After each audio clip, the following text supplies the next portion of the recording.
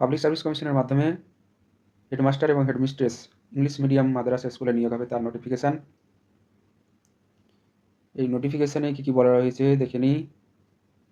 নোটিফিকেশানের এই গুরুত্বপূর্ণ ডেট রয়েছে এখানে, যে অ্যাপ্লিকেশান শুরু হচ্ছে এই 6 মার্চ 2026 থেকে, অ্যাপ্লিকেশান শেষ হবে 27 মার্চ।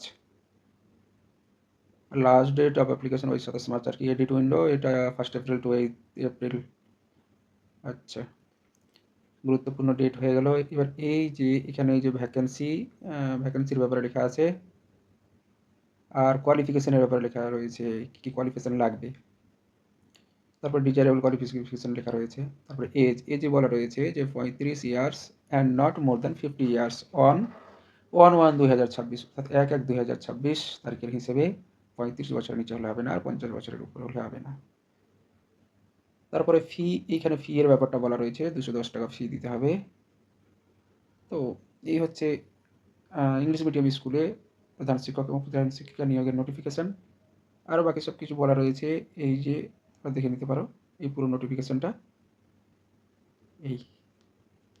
এই ছিল পুরো নোটিফিকেশান। চলে যাচ্ছি পরের চাকরির খবরে।